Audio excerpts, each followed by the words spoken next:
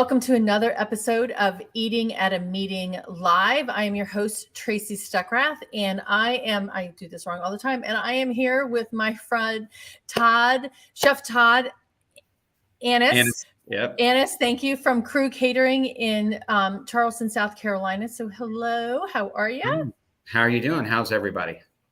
Everybody's doing great. And hopefully, I know Allison Schultz was going to pop in here today and be listen in. So Todd and we go way back, almost 20 years, I think. Yes. Back in Atlanta, he was at Bold American and I was a corporate event planner. Yep. And, variety of different things, Atlanta Food and Wine Festival thrown in there. But Todd, I was in a car driving 5 hours to South Carolina to my brother's house. And I was like, okay, I need to listen to some podcasts. So I searched Apple Podcasts for catering, and yours is the first one that popped up. Yeah, that's crazy. It is. And it was Catering WTF. And I'm like, okay, what is he going to talk about? And I listened to you for 5 hours. Nice. Yes. Yeah. So I told you this before we started, and I tell this to people all the time on what event planners do. And event planners, we do a lot of really crazy things, fun things. It's not just setting up tables and chairs. It's not just picking out decor, but one of my descriptions is that we pull bigger rabbits out of smaller hats every single year just to make sure that things get done, the request of our clients. Correct. But listening to you reminded me that as an event planner, I hire you as a caterer, and I ask the same thing of you without really thinking about what you do and how you have to do that. Exactly. And so that's the whole point of the podcast, was kind of that, not specifically against planners, but just, right.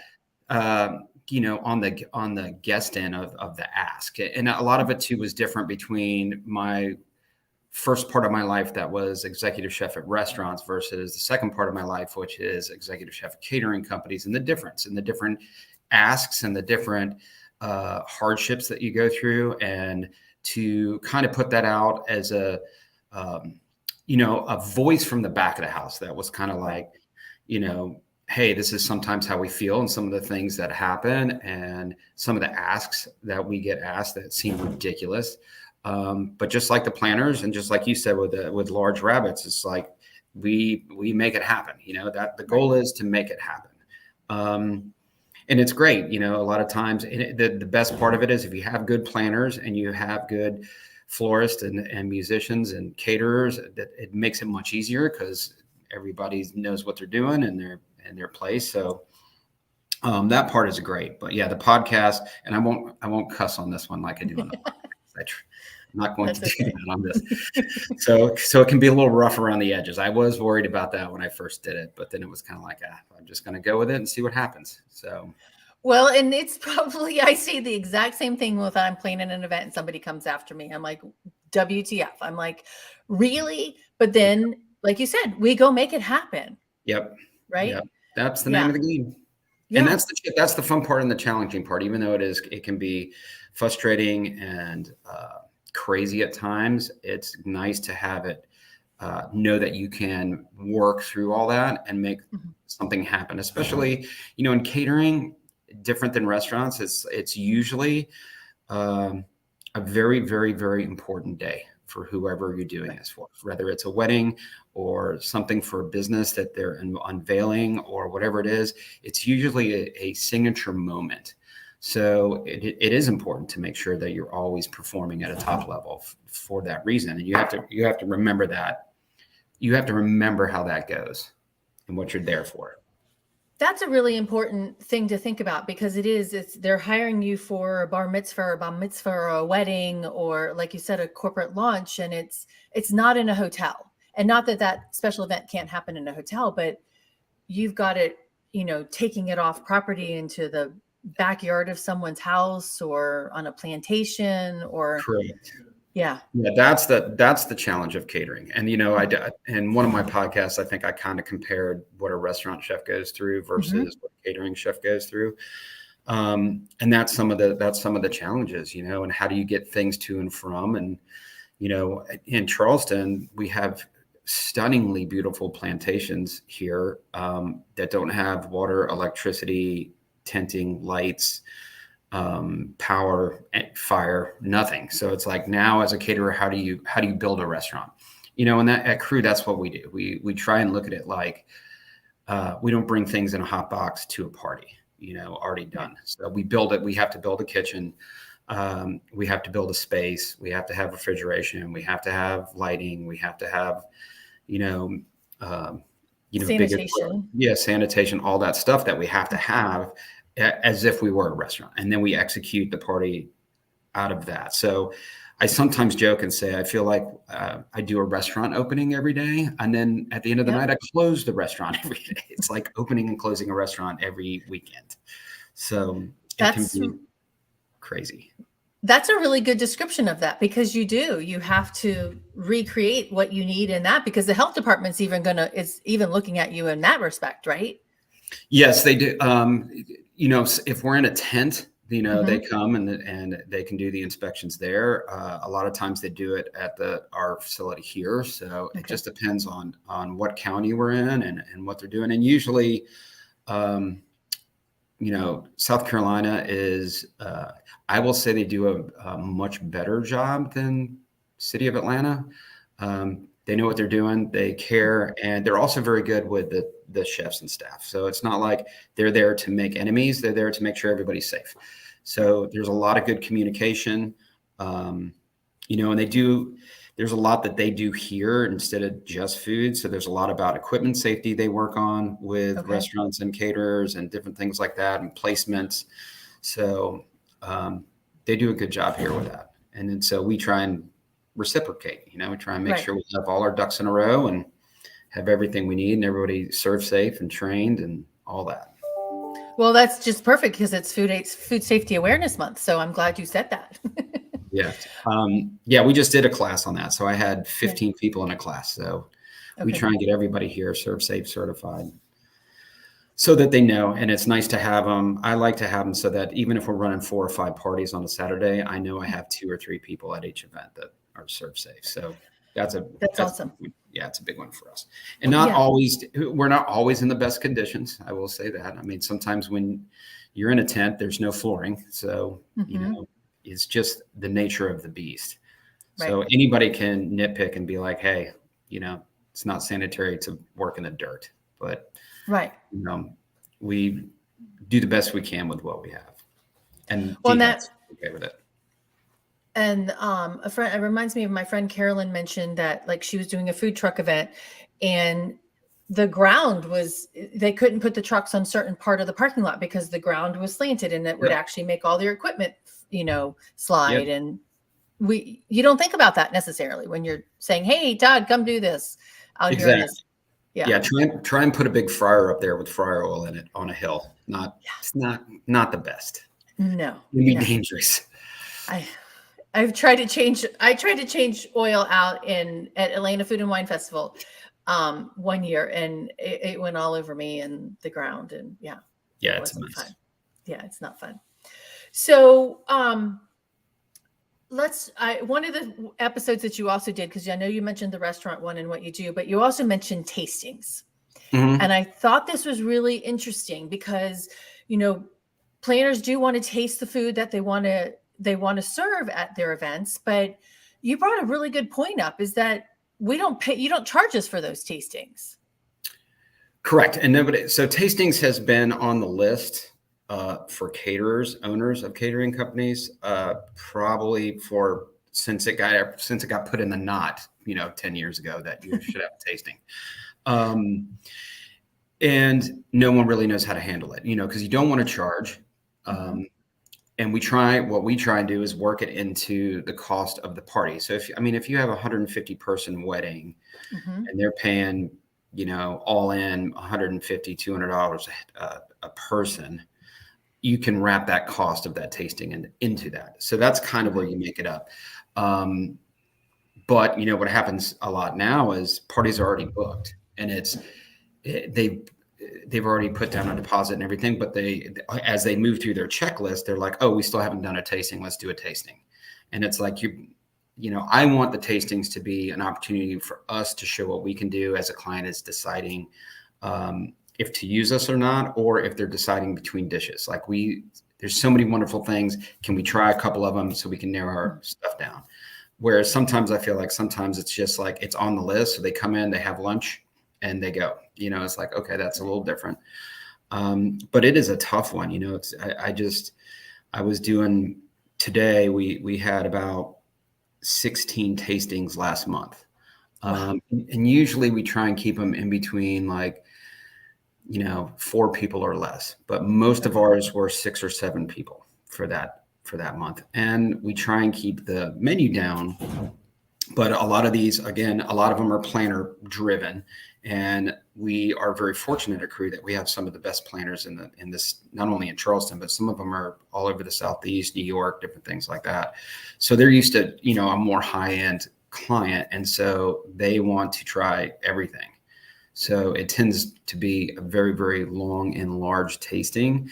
And it's just part of, I like to say part of doing business as a caterer. You're never going to get around doing tastings and how to do that. So, it's hard. I've talked to other caterers and they're like, well, we charge. And other caterers say they don't because they're afraid if they charge, people will go to another caterer that doesn't charge, so there's all these factors play into it. And then people try and limit, but then a client they're afraid because if you limit the menu or say no, in our business, saying no is, even though we should do it more often, we hardly ever do. Right. So there's a fear there, it's the fear that you're going to upset a client or a planner or whatever. So there's that fear also. So it's working on ways to say, without saying no, to say, hey, we're going to steer away from this. And I think this will be better for your group or whatever it is that we try and work on. So that's what we do. Same thing when I was in Atlanta, I worked not only with Bold, but Dogwood and like every big, small, no matter what it is, everyone deals with tastings now. And it's a great opportunity, but it's also hard on the business. Right. So what would you recommend a planner do when they want to do a tasting? What would make your life easier, from a planner perspective? Well, I think that the best thing to do is understand that there's only if you're coming to a tasting, there's only so much people can eat, first of all. So when you want to, we've had some where you do like 8 or 9 past hors d'oeuvres because they're trying to decide and whittle that down to like at the event, it's usually maybe 3, 4, 5 at most that we pass. Right. So if you try 10, you can narrow it down. So that's one. Then we do, rather if it's plated, they might do 2 salads, 3 or 4 entrees, 2 desserts. And it's like, if you went to a restaurant and ordered that, you wouldn't be able to eat that, Right. And the same thing with the stations. Well, there's 8 stations where we love. We want to narrow it down to 4 stations, but we're going to try the 8. But if I give you 8 courses of stations, it's just remembering that and trying Right. to get some of that narrowed down in the discussions. And obviously, like I said, we'll do whatever we need to do to make sure that the clients are happy and the planner's happy and everything else. But it can be on their end. If I have my wishes, like, hey, know what you would eat at dinner. Like if Right. Planners go out to eat a lot just as much as chefs do. So like Right. although chefs can eat a lot, I will tell you that when we go out. And we share a lot of things and order a lot of things. But normally that you're not going to be able to eat 3 other appetizers, 2 salads, 4 entrees, and 5. Like you're just not going to be able to do that. So it's narrowing it down would be helpful. Okay. That would be my number 1 request. And then making sure that you have all your ducks in a row, which most of our people do. So, Right. Occasionally if we get somebody that doesn't come without a planner, it's when you get there and like they've picked shrimp and grits and then both the bride and the groom are allergic to shellfish. So it's like, dude, like that would have been helpful to know ahead of time. And then we could have Right. steered you in a different direction. Yeah. It's those things Right. also help. Yeah. All right. So there was another whole episode on dietary restrictions. So you just opened that door. Yeah. But I love, and I have said this, I've actually quoted you now in speaking sessions, is that my friend Chef Todd, he's like, when you're talking about dietary restrictions, 1, I don't want to kill you. So I want to understand food allergies. And 2, I want to respect your religion. Correct. Those are like the big ones. But how do you manage them all? I mean, besides telling you the day of that you've got allergies, what are some best practices and what are the WTFs about them? Well, that's probably one of my favorite episodes because I got to also explain what the dietary restrictions and the why I did it too is because there's, like I said, there's like 3 levels.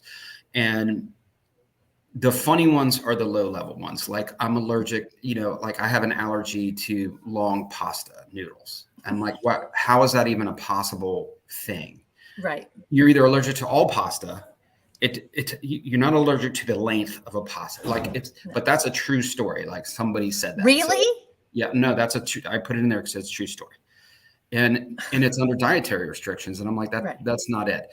I do understand at a wedding where you're doing, chef attended stations that nobody wants to be slurping up linguine noodles. But that's not a dietary restriction.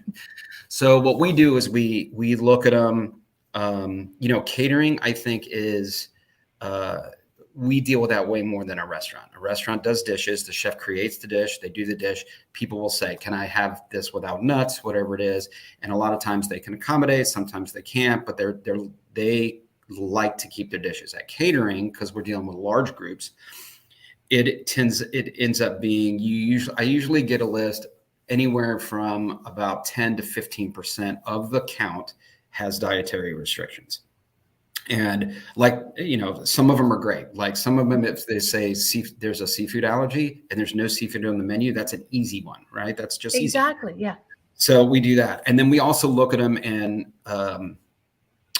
our sales team is great at making sure if somebody says gluten-free is a huge one right now, right? Well, do you have celiac? Give me some more information behind that. Because if you have celiac and I have a kitchen that I have, my bake shop works in the same kitchen. Okay. Bakers work with flour. Right. So if you're gluten-free or you're on a gluten-free diet or it tends to upset you or whatever, but I don't have to worry about flour being in the air in the kitchen. Mm-hmm. That's a different vision than I could get really sick if there's flour in the establishment. And then that has to be a separate thing. So what we do, we always have some plan of dietary restriction. Same thing as we always have a vegan and vegetarian plan. So even if it's not stated, we bring it. It's just now part of ingrained, and at least with us and most caterers I know, that you need to have on hand the ability to do a vegan or vegetarian, which are not dietary restrictions, they're just decisions. And then we also have stuff that we have a special box that has like things that haven't touched gluten or nuts and things like that we know that if we need to create something, we can. And then if it is like the gluten thing, then we will. I had one lady that was very, very allergic to nightshade, like tomato products and things like that. Right. Well, we use a lot of tomatoes, right? So it's like that's a tough one. So luckily we have a part of our kitchen where we do our tastings that doesn't have any coolers or anything around it. And what we did is we created an entire meal there.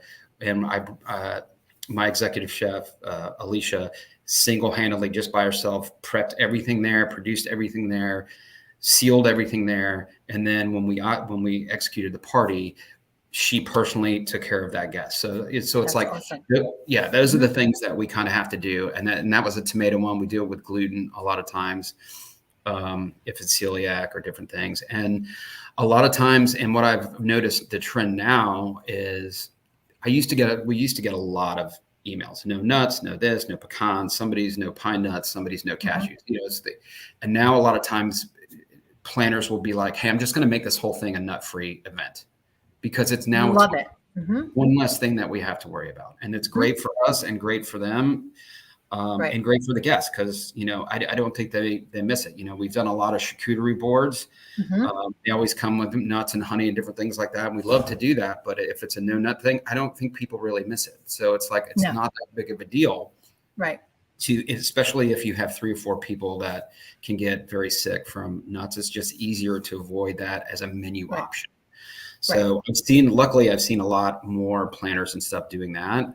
And I think that's the best way to go, and of course we still do special stuff if needed, like the tomato person, things like that. Yeah. But Well, they're big. a friend. Go ahead. Sorry. No, go ahead. But they're big ones. I mean, and we did, like you started off with, just to follow up, we take, it's very serious when it's a sickness, and it can make people sick. So, just like food safety in general is very important, but allergy is very important, and I have, I have mine, and Alicia and my other sous chef have an allergen test by the same people who do Serve Safe. They do one that's Yep. I've taken that. Yep. yeah, which is a good one. That's a good one to know. It's got a lot of good information in there. And caterers really should do that. Like any catering company should know that, because we get a lot of those. And then as you move through the process, we use cateries here, and on the top you can read it. Sales team will put out the dietary restrictions. So we'll see it in red. It's big colors, and and then sometimes we laugh about them, because I don't like long. I'm allergic to long pasta. Those are just funny ones. So we do take them seriously. Same thing with religious stuff. Now here in Charleston, we do kosher style, but we don't do any true kosher, because we don't have the facility for that. So there's different things, and we take those seriously too, as far as people's religious beliefs on how things are prepared and things like that.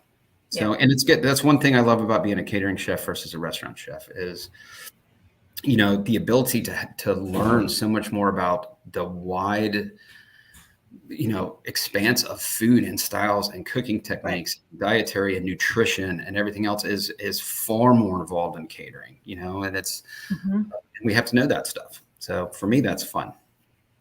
Well, and that's because it is a lot more customizable. I mean, how many menus do you have? Do you have, or recipes in your recipe book? Yeah. We have, I would like to say we have 1 million menus, and then we also have none. So we have a tremendous catalog of items that we do. We probably have 30 or so stations, just for stations. We probably have, if we're doing a plated dinner, we probably have, 50 different options for plated dinner. So a menu looks very big. What we do here that is somewhat unique is we customize almost everything. So even though we send a client a menu, a lot of it is customized. We just did a dinner for 40 people, and it was an 8-course dinner, and they got involved with me directly and said, these are our 12 favorite restaurants around the world. Okay. We want a dish from each one of those at this time. And that way we can explain it to our guests, like why we decided to get married and our food, why we are both foodies and everything else. So I had to look at all these restaurant menus from all over, pull what I could from that, and then formulate it. Like none of that's on our menus. Like we don't have to do that. Right. Now I'll use it again. That's part of our repertoire now. So I'll somebody needs a, seared foie gras past hors d'oeuvre. I now have one, because that was one of their favorite dishes from New York. It's like that type of thing. So we do a lot of that. So, and that's great when we're talking about dietary restrictions, because that's when we can format. So now I can be like, okay, I don't have to manipulate a recipe that I already have. Now I'm creating something. So if there's no nuts or no shellfish, I know to steer away from that when I'm creating this menu. So most of ours are customized. Which is mind-boggling in one sense. As a business owner, I'm like, you're constantly recreating, but I guess as an event planner too, you want to do what's really cool and hip and also customized as well. But it's not, because in like a lot of meeting planners, I asked this question last year at IMEX. I said, how many of you plan your food and beverage more than 30 days out? And we're talking probably corporate planners, right? And only one woman raised her hand. Yep. And I'm like, and that makes it hard. And that's where that checkbox, hey, I want the Asian today and the deli platter tomorrow. You're really limited in that hotel. Because to me, a hotel is kind of like what you said earlier, like a restaurant, right? Yeah. They're stationary, whereas you've got a lot more flexibility. Yes, and it's also philosophy driven. I mean, from a hotel version, it's what's the best business practice, and being able to do anything from anywhere, anytime is not the best financial business practice, because we do have to, it's hard when we're in Charleston. A lot of people come here specifically. So we do a lot of low country stuff, a lot of shrimp and grits. We do a low country succotash with a local whitefish, things like that are pretty standard on a lot of our menus, because that's what people are coming to do. Right. When you have like the party I was just discussing, when we had all these different foods from all over, you have to now source something different that you're not used to. So a buyer at a hotel would be like, I don't want to source 20 new ingredients and bring them in, so that's kind of why they stay more in this channel of like, no, let's kind of do what we do the way we do it. And we can adapt a little bit, but for the most part, this is what we're doing. Whereas, a smaller cater company like Crew that is customizable, we can do all kinds of things. And then we also have the restaurant here. So a lot of times if I get a product in and I only need half a case of it because it's special, I can ship it to them and they can run a special with the other half. So Gotcha. it's a great opportunity to help us in that business aspect, to not take on the cost of having to buy more than we need and not being able to utilize it. Instead, I can manage that through the restaurant. Right. So that's how we deal with it, but it's fun. And do you, just being there, and I mean, you've got Carolina Gold rice that, that's native there. Do you do a lot of sourcing directly to farmers there? We do some. I mean, Story Farms has eggs up here. They're pretty popular, and we use some of those sometimes. We do have Carolina Gold rice right now in house. We usually keep that. And we try and do some things across the Charleston Sea Beans is a new thing that they're doing, and their building is actually across the street from our catering company. So it's very fascinating to watch what they're doing. So we utilize their product. Obviously we do. There's some local honeys here that we use. I know there's Savannah Bee Company, which is in Savannah, which is pretty close to, and they're very popular, but there's some really good local honey here too. And we try and use that when we can. Produce wise, it's harder for us because when I talk to farmers, they have a place called Grow Carolina here, which is awesome. And we do use them, but we have to supplement.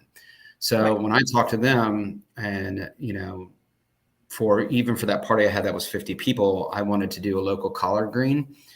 And, I need 5 cases of collards. They only had 2. So you have to kind of be as a caterer, as a restaurant, and I know I'm only going to do 8 dishes with this. I can utilize that. It's awesome. When you're a caterer and I need to feed 200 people, they always don't have what I need to have. So we'll use some of it and then we'll supplement with, products we get from our standard produce company. And the produce companies here are pretty good too. We use a company called Limehouse, and they're pretty good attuned to the local farmers also. So they luckily source a lot of that. Oh, that's awesome. Okay. Yeah, it's good. So what is I want to talk about the one story that made me like, oh my gasp, is that logistics of this. And we've talked a little bit about it, but you talked about doing a ceremony of life, right? And it was on a golf course. Correct. And yeah. So the one of the things up. It did. That we burnt the truck down. A rental Enterprise truck. So shout out to Enterprise. Thank you. Yeah. So as I was moving through my catering career and going to Cater Source and places, doing talking to people like you and, the Gina Berries and different people who do this all the time and know all the, the disasters that we share as a team. Nobody talked about them. So I decided for Cater Source one time, I would do a class on our 10 largest mistakes as a big catering company. These are mistakes that we made, and I'm going to stand in front of 800 people and tell them how bad I fucked up, and that's kind of like the thing. But then the takeaway is, what did we learn from them and what did we implement to keep that from happening again? So I did 10 stories. Obviously the most famous of those is we did burn the truck down. And what that, Again, there's a lot of situational stuff that happens. So, it's never one thing. Right. And this was a pop-up because it was a celebration of life. They wanted to do it on a golf course that doesn't allow caterers because they have their in-house. But because they couldn't handle it that day, they had a huge wedding that was being set up on the 18th hole. They asked us. So we said yes. It was like a 3-day notice. So we scrambled to get food together. We scrambled to get staffing together. It was in the morning. We had to be out by 12 o'clock. The whole concept was get in, do what the caterers need to do, be respectful, and then be off the field, the course by like 12, right? Mm-hmm. You can't be later than 12. And we want to do it as inconspicuous as possible so that they don't know we've outsourced a caterer. So that's where we really messed that up. So we did everything the way we were supposed to all the way until the very end. And of course, just like, as you know, as a planner, the speeches went way longer than they should, right? Mm-hmm. And you can't really control that. And as a caterer, you can't really do a lot about it. We're waiting to break down tables, chairs, chafing dishes, everything else. And people are speaking, which is going to happen at a celebration of life. So we were pushed way, way close to the deadline. And finally, like within 10 minutes of 12, they concluded. So our army of people just ran to get everything off the field. And in doing that, we had one of our servers grab the chafing dishes without putting out the sterno. So the sterno went in the back of the truck with everything else. And sterno catches things on fire. So that started. And as the truck was slowly driving away, the air that comes into the box truck ignited it. They thought it was the engine. They got out. They opened the front of the truck. It was not smoking. They closed the front of the truck. They went to get back in. They looked and like, hey, the back's smoky. They opened up the back. That also rushed in a bunch of air, and that caught the entire box truck on fire. Wow. Which then was like, obviously, once 5 fire trucks go up, you're not inconspicuous at that point. So it was a disaster. So basically what we did is, you gotta move on and grow from things. And, we did everything we had to do to make up for that to them at the golf course and to just Enterprise and everybody. And then you have to put in rules and situational things in place, so now we have metal buckets and all sternos go in metal buckets. Like, it doesn't matter. That way that there's no opportunity for that to happen again. Right. You have to be aware of your surroundings and things like that. And until then, we didn't have that procedure. So that's what I try to do is every that's example. Awesome. Yes. And another planner one we did was we had, a planner that we were at a specific venue in Atlanta where you can't have equipment inside. So we had it tented outside. It was a torrential thunderstorm. And we had rented 4 fryers and they wanted the food to continue to go. And one of the tents collapsed and water fell into a fryer. And that's a huge issue because now it's boiling out and it's 370 degrees and it's a lot. So, it's like, okay, that's a disaster. Now it didn't affect the party the way the truck did. And the truck's the biggest one everybody loves because it's terrible and it's funny now, 8 years later. But it's not, And it's a learning experience and everybody can relate. This one is more back of the house and then like servers and like, what do we do from this perspective? How do we talk to planners about, hey, if we're going to have fryers, this is how we need to execute fryers. And if it starts to pour and rain, we need to delay timeline or we need to move or we need to do something that's different and have that in the beginning instead of 5 minutes before food goes out and it's a disaster. So it's those type of things that I use to say, here's 10 things that went terribly wrong, and here's 10 ways to correct them. No, and I think that you learn. Okay, so our friend Chef William Neal is listening to us, and I know William. He lots. Jeez, I've known William longer than you. It's making me feel old now. Well, he just said he's like, I've got a few Chef Todd stories. You have no idea. Oh, I'm sure. Yeah. But he said in here, I love it. I love the culinary world culture and the creativity, but I don't miss the catering, the stress. And And that is, I mean, and it's kind of crazy because meeting planners have been named one of the top 5 most stressful jobs with an Army general, a pilot, and whatever. And I would have to throw catering in on that as well, right? Because Yeah, I think chefs in general have that. yeah, That's stressful, and it's also with planners and catering chefs, and it just a lot of the people who work on a lot of these. It's not only the stress of the job, which here is brutal because you're outside, it's 110 degrees, and you're setting up florals that are dying. They want a meat and cheese board out on a platter in the sun, and you're like, dude, that's probably not good. Um, things like that you have to deal with. But also, it's the weekends and the long hours and the driving and the unloading and it's just a lot for. This industry deals with a lot of stress when it comes to that. And again, like I said at the beginning, you have to remember, every time we do a catering event, it's somebody's most important day, whether that's corporate or a wedding or whatever it is. To them, it's the most important day. Whereas a restaurant, you do have your foodies that come in, and you do have your people who celebrate their anniversary or birthday, and those are also very important. But you also just get people who are out for a good dinner, and it's not quite the level of stress that catering's on, because it's focused on, I look at the same thing as wedding cake makers. I would never make wedding cakes for that reason. Right. It's a one item that's a focal point, and it's extremely stressful because if something happens to that, it could ruin the entire wedding. And I've seen that happen multiple times.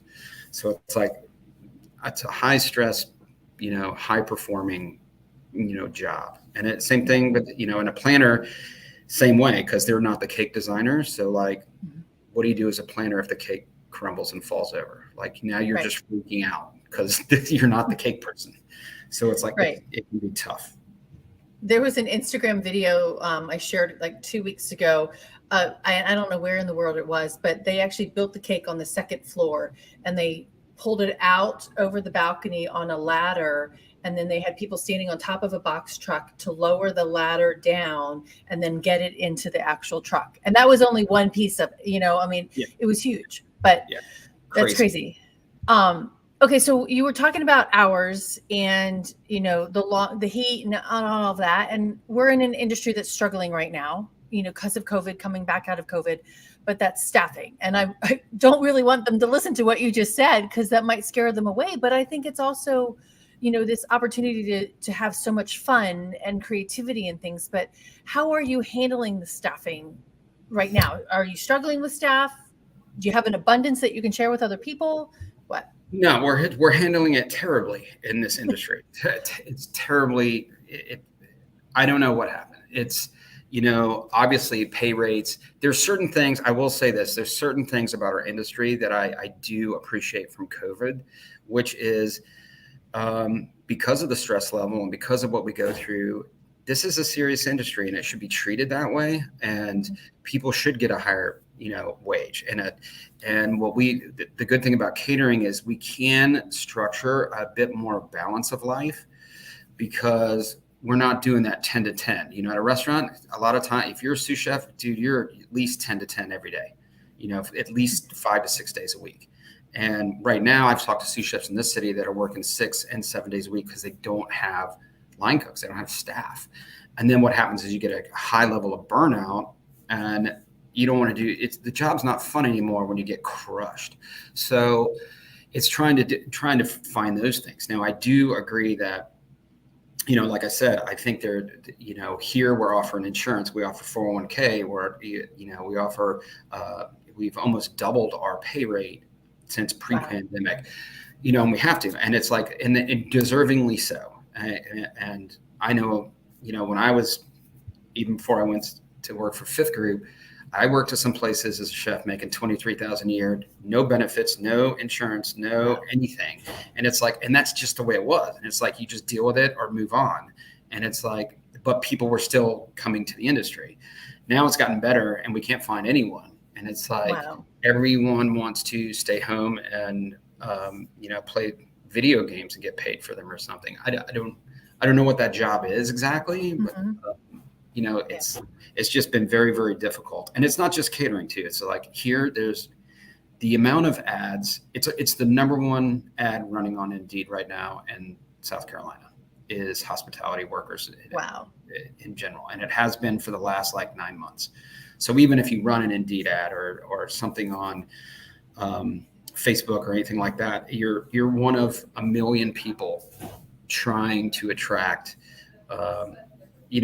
good quality workers. And even Right. that's tough to do anymore. And when you do, you find somebody great, they're already being offered executive chef jobs. So it's Wow. difficult to get good quality workers, and what we do here is my hope with the benefits and everything else. And then luckily with catering, we have a huge team of people. When we're real busy, I could have 150 kitchen workers and 250 Wow. servers. So that's a lot.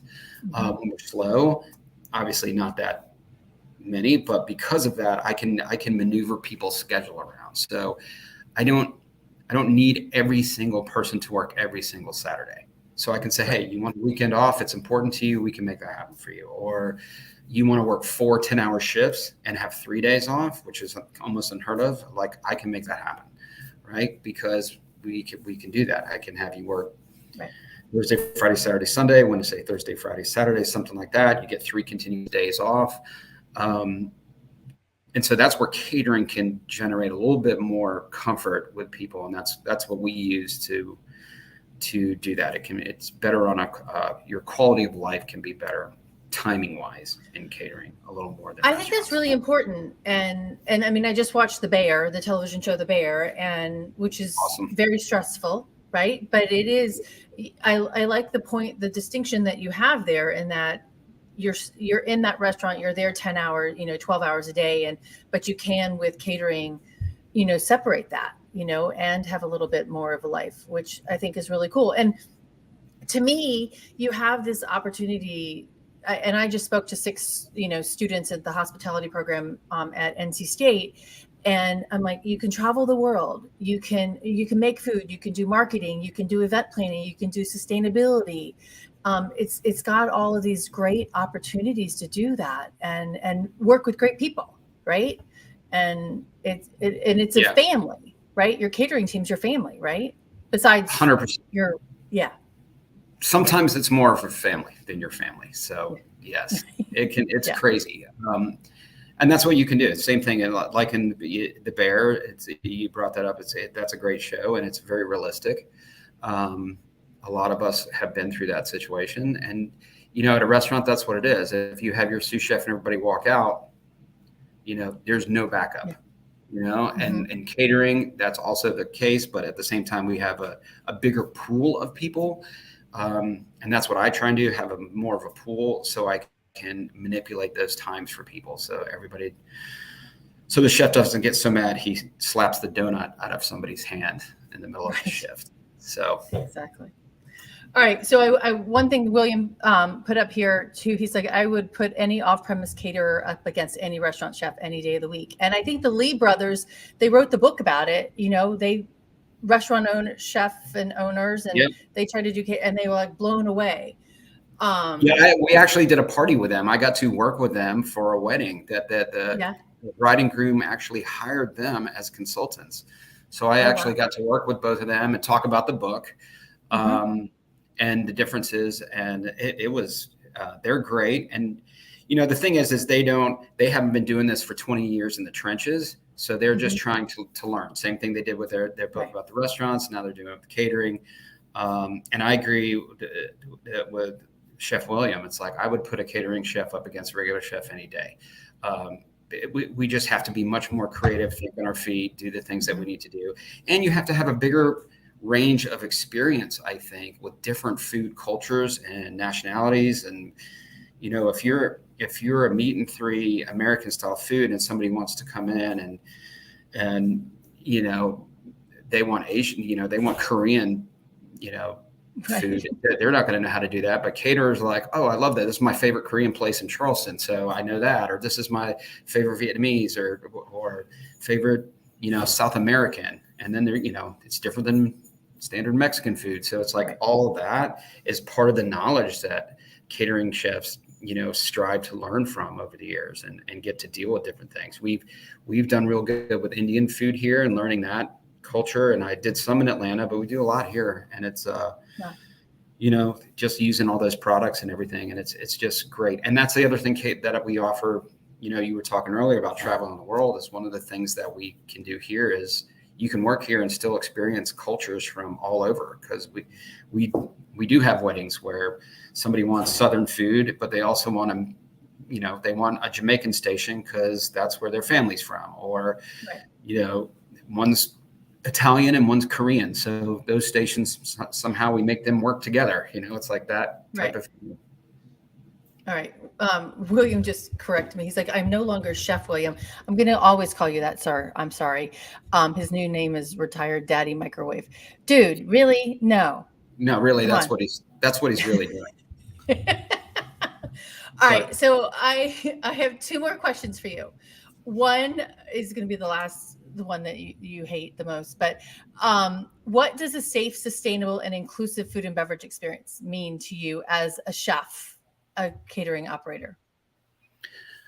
What that means to me is making sure that we're working in the bounds that we need to make sure that safety is obviously going to be the first part of that, right? So keeping food safe, keeping the mundane stuff like temperature danger zone, fat tom, all that kind of stuff, all that gets worked into what we do, and how we travel with things. The difference between, again, restaurant caterer is the traveling time. Right. We have a catering gig in Serenbe, that's in Georgia. So and we're the caterers. So that's a 6-hour trip. How does that food chain travel? And that's part of the logistics of that. So safety's first. Sustainability. I will say I love being in Charleston because the level of sustainability here is taken more seriously than Atlanta. First of all, with the amount of farms that are local, the food in general. And we had that conversation about honey and sea beans and different things like that, but also about plastics and paper products and straws and things like that. And maybe because we're so close, we're obviously a lot closer to the ocean here, that the community here takes that much more seriously about that.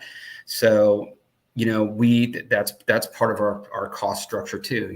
We only use compostable products. So a lot of bamboo and things like that, and they cost more. So there's an elevated cost to that. So there's no styrofoam. We don't use any type of plastic bag. We use plastic wrap. One day the world will figure out an alternative for plastic wrap. And then caterers are the worst at plastic wrap because we use the shit out of it. But that we try not to use any. And I mean, that's like one of our few things. Everything else is boxes, reusable, sustainable that way. And then the experience is making sure that we can pass what we've done, the hard work that we put in it, onto the guests so that they have a great time. But they also know that there is no plastic straws at your event. There is this, when we sell seafood here, we basically, on all our menus, it's called local whitefish. And we do that on purpose because we don't know what will be in season, what is the most sustainable to shop and source.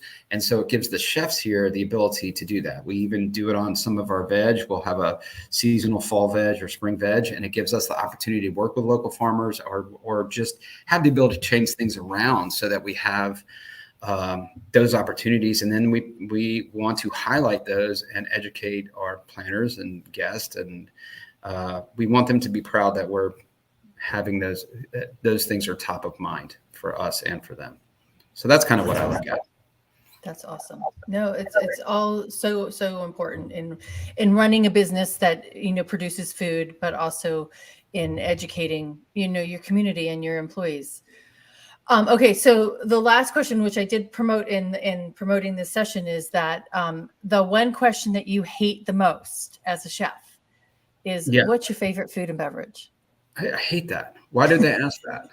I don't know. It's almost like if you ask a doctor, what's your favorite surgery, or an accountant, what are your favorite numbers? Like, that's dumb.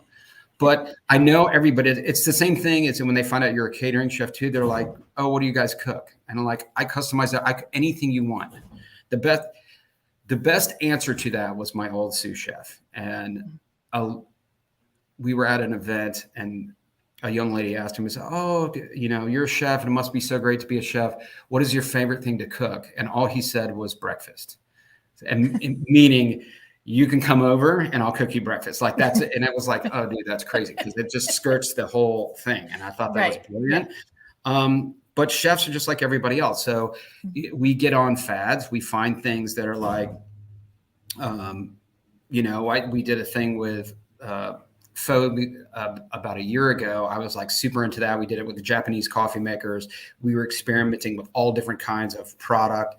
In a catering world, it's got to be like chicken and beef, but in a Vietnamese world, it can be tripe or, stomach or something like that. And Right. what are the flavor differences? And then for a while that was it. And then it's like, you know what, I'm done with stock. I'm now moving on to something Korean, or, now all of a sudden it's, chili peppers. What can we do with that? Right. So for a chef, it just changes all the time. And we love to look at new things and, fads or different, products that are, being available. It all depends. So I hate it when somebody asks that. I never can really answer that question. Right. And it's like, dude, like I almost want to say, what do you do for a living? And then what is your favorite thing? It's like, right. Yeah. Nope. I had to ask you because I thought I loved your answer when I asked you in advance. So, Chef Todd, thank you. You're welcome. Thank you. I really appreciate such a pleasure to see you. Everyone, you can find toddannis.com and crew. Is it crewcatering.com? Yep. You can get me at todd@crewcatering.com. Okay. Perfect. And Crew Catering Scott is on Instagram and Facebook and all of that as well. So go check them out if you're in the Charleston area or anywhere else, because it sounds like you travel. We do. Yeah, we're waiting for that one party in Dubai that we're gonna go do. I want to go with you when you do that. Okay. You will. I'll call you. All right, please. I do want to do that. I just said do. But everybody, this is the Eating at a Meeting podcast that you've been listening to. And we're here every single Wednesday. Tune in at 12 o'clock Eastern. And we talk about all things food and beverage. Until next time, stay safe and eat well. All right. Thank you, Tracy. Thanks, Todd. All right.